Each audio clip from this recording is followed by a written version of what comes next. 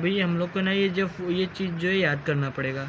ये यहाँ से यहाँ तक मैंने इसको मार्क किया है ब्राउन मार्कर से, जो ये याद करना ज़रूरी है, क्योंकि ये चीज़ जो है ना सेंट्रीपिटल फोर्स और सर्कुलर मोशन ये पूछता है एग्जाम में अक्सर। अभी हम लोग बढ़ते हैं केपलर्स के थर्ड लॉ। केपलर्स का थर्ड लॉ पेज नंबर 3 पे है। केपलर्स के 3 लॉ होते हैं।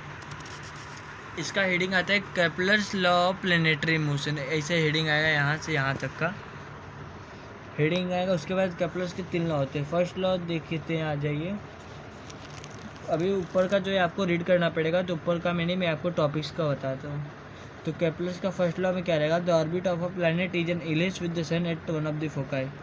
ये हमारा डायग्राम दिया है। ये जो डायग्राम है ना, ये ऑल एलिप्स है। ये इलिप्स किसका है, प्लैनेट का। जैसे ये हमारा अगर अर्थ है, अर्थ जो है सन के साइड साइड में घूमता है, एक ही जगह पे घूमता रहता है ना ऐसा, कि उसका दूसरा ऑर्बिट तो नहीं आ जाता कि आज इधर ये लाइन पे घूमेगा, ये ऑर्बिट घूमेगा, कल इधर इधर ऐसा घूमने लगेगा, ऐसा तो नहीं होता ना। तो जो ऑर्बिट होता है वो फिक्स रहता है। तो ये फर्स्ट लॉ क्या बोलता है कि जो प्लैनेट होता है ना, प्लैनेट का ऑर्बिट जो है वो इलिप्स शेप में होते हैं। इलिप्स शेप में प्लैनेट का ऑर्बिट रहेगा और उसके एक कॉर्नर में ये कॉर्नर या ये कॉर्नर में सन रहेगा। तो ये जो कॉर्नर होते हैं ना, इसको बोलते हैं फोकाई। इसमें 2 चीज़ याद रखने वाली बातें, इलिप्स एंड फोकाई। तो हम लोग बता सकते हैं, देखिए, the orbit of a planet is an ellipse with the sun at one of the foci. हमारा ये भी यही बोलता है जो डेफिनेशन दिया है फर्स्ट लॉ का, the orbit of a planet is an ellipse with the sun at one of the foci. अभी सेकंड लॉ क्या बोलता है, देखिए पहले डायग्राम में आते हैं। ये जो डिस्टेंस है ना, इधर से ये 2-3 पॉइंट को ध्यान दीजिएगा, और ये 1-2-3 पॉइंट को इधर ध्यान दीजिए, 1-2-3 पॉइंट इधर। ये तीनों के बीच में एक ट्रायंगल बना है ना, ये जो ट्रायंगल होता है ना, इनका एरिया जो इक्वल रहता है। बोलने का मतलब ये है कि जो ये पूरा होगा ये एक डिस्टेंस रहेगा, ये डिस्टेंस से ये भी डिस्टेंस है, ये तीनों डिस्टेंस का एरिया जो है इक्वल है। इसके लिए जब ये जो प्लैनेट है ना शिफ्ट होगा यहाँ से यहाँ तक का, जितना टाइम लेगा उतना ही टाइम यहाँ से यहाँ तक का लेगा, उतना ही टाइम यहाँ से यहाँ तक। अगर ये यहाँ से यहाँ तक जाने के लिए 5 मिनट लेता है, तो इधर पे भी 5 मिनट लेगा और इधर पे भी 5 मिनट लेगा। आइए अभी देखते हैं डेफिनेशन क्या बोलता है। The line joining the planet and the sun sweeps equal areas in equal intervals of time. मतलब कि अगर 5 मिनट में ही क्रॉस कर रहा है तो 5 मिनट में ही क्रॉस करेगा, इक्वल टाइम में इक्वल एरिया ही क्रॉस करता है, और ये तीनों का एरिया जो है इक्वल है। एक केपलर्स का सेकंड लॉ बोलता है। अब केपलर्स का थर्ड लॉ भी देखते हैं। केपलर्स का थर्ड लॉ देखने से पहले ये देखते हैं, ये चीज़, ये जो है ना, ये काम की चीज़ है। T square upon R cube equal to constant equal to K. इसका मतलब T directly proportional to R cube. तो T directly proportional, T square directly proportional to R cube, that is T square upon R cube equal to constant equal to K. ये जो है हमारा constant है, जिसको हम लोग के की जगह पे लेते हैं। तो इसका यूज़ हमें क्वेश्चन से आते हैं, जब एग्जाम्पल से आते हैं सॉल्व करने के लिए, उसमें होगा। मैं आपको एक एग्जाम्पल भी दिखा सकता हूँ इसके लिए पहले, लेकिन हम डेफिनेशन पढ़ते हैं। अब ये डेफिनेशन को पढ़ने के लिए ये चीज़ हमें ध्यान रखना पड़ेगा। तो ये देखिए, the square of it period of revolution around the sun. Period of revolution around the sun मतलब टी स्क्वायर हुआ, is directly proportional to the cube.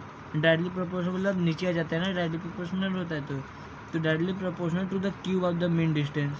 Main distance मतलब यहाँ से यहाँ तक का जो डिस्टेंस रहेगा इसका, वो आर रहेगा।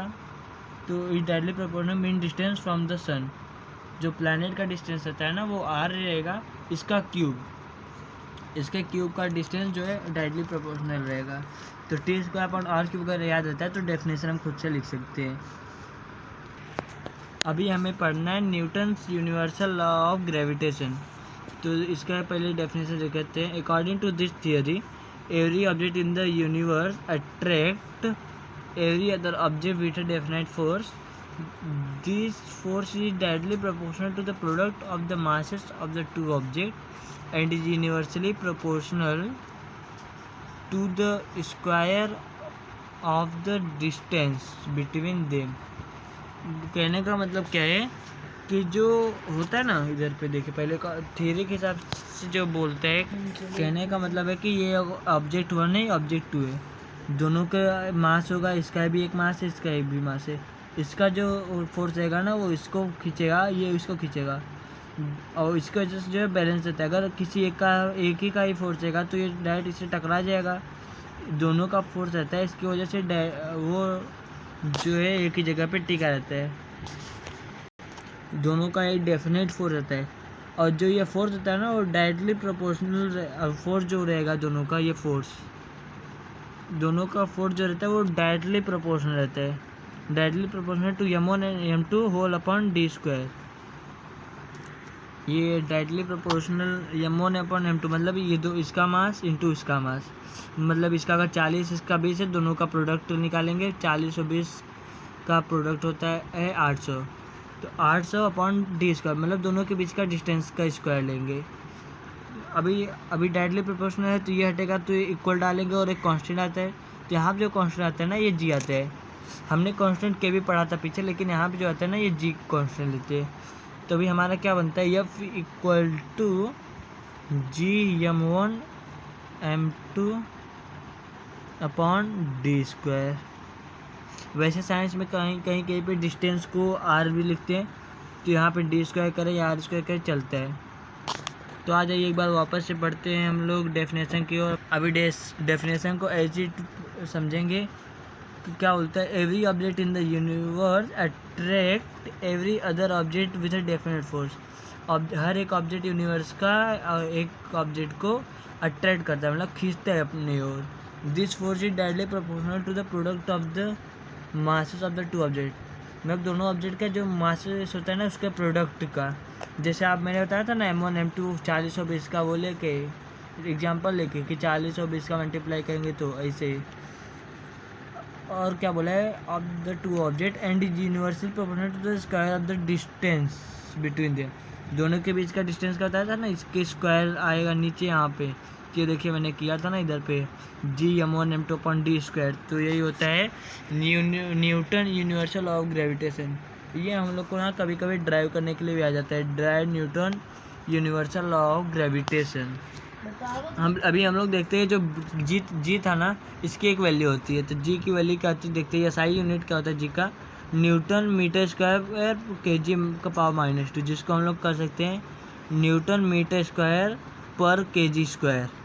अभी इसका जो मेजर होता है वो देखते हैं क्या होता है, मेजर होता है 6.673 इंटू 10⁻11, जिसको हम लोग बस ये भी लिख सकते हैं 6.67 इंटू 10⁻11 भी कर सकते हैं। अभी हम लोग देखेंगे अपना हमारा नेक्स्ट टॉपिक है universal circular motion, magnitude of centripetal force.